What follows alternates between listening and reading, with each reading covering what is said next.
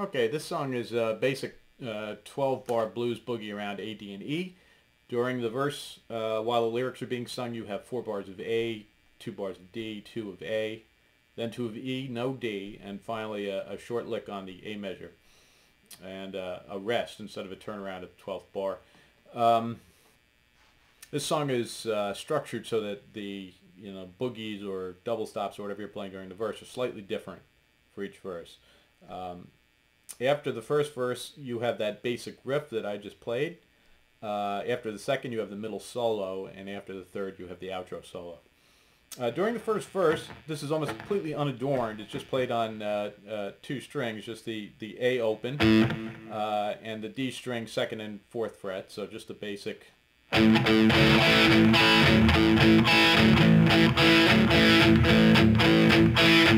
Right? When you make the transition to the D, you're going to again play just the open D string against the G 2nd and 4th frets.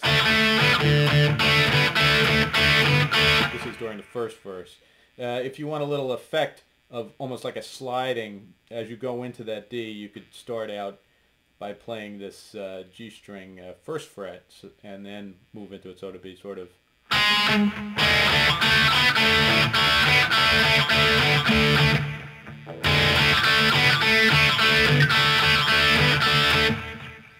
And then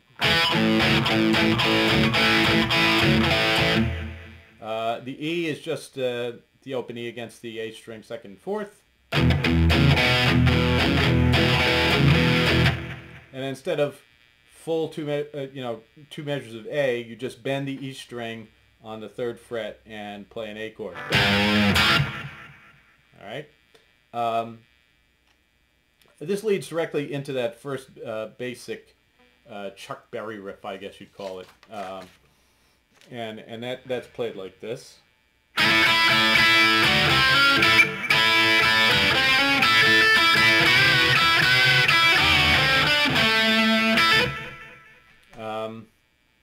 All right.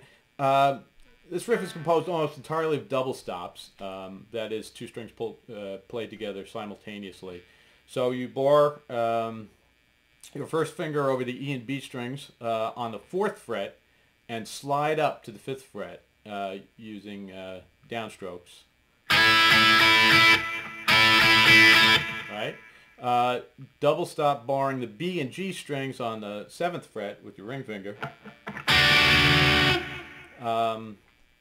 And then bar the 5th fret on the top 3 strings with your first finger, but only play the B and G strings. You hammer onto the G strings 6th fret with your middle finger.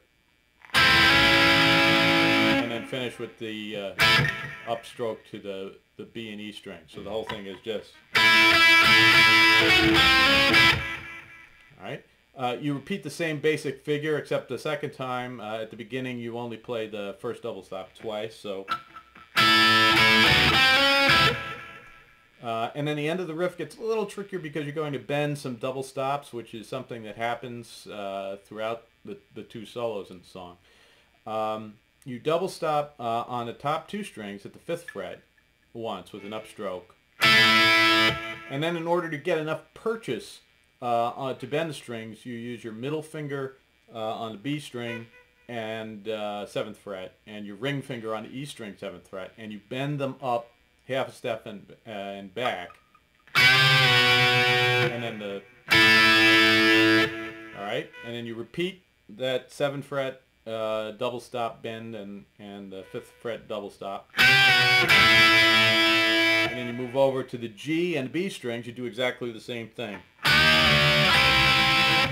And you end the riff by playing the D string 7th fret and striking the 5th fret double stop on the E and B strings.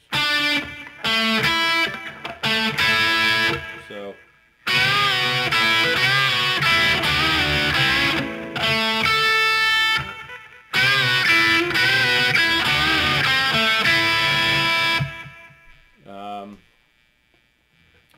then it's pretty much from there it's on to verse 2. In the second verse, you're playing behind the vocals changes somewhat from the first verse. You're still playing that boogie, but now you've got a few connecting notes that you're going to jazz it up a bit with.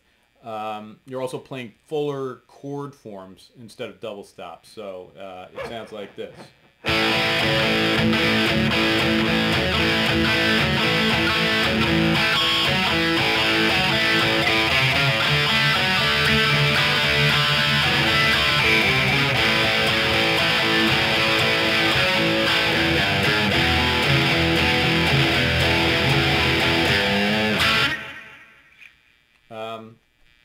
So you're playing the A chord boogie with your ring finger on the D string 4th fret.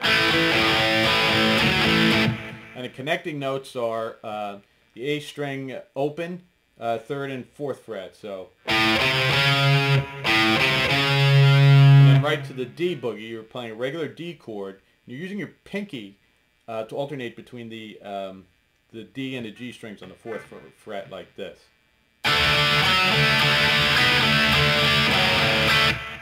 And then the same connecting notes exactly, A open, 3rd and 4th, and back to the A boogie.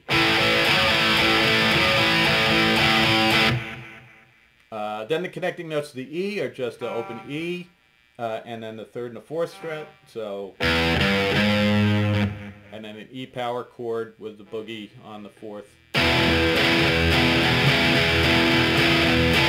And then bend that E string 3rd fret.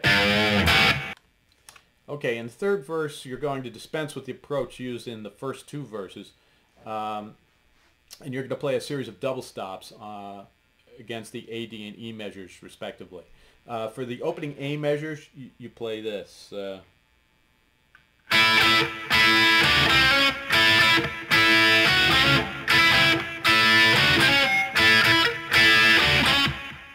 This is just a double stop at the 5th fret on the E and B strings, 3 times.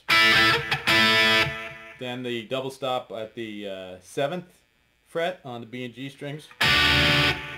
And then a double stop at the 5th fret on the B and G, but with a hammer to the from the 5th to the 6th fret, like this.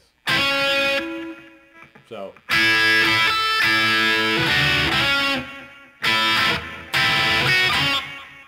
Okay. Then for the D measures, you just move the whole thing up to the 10th fret and play the same thing.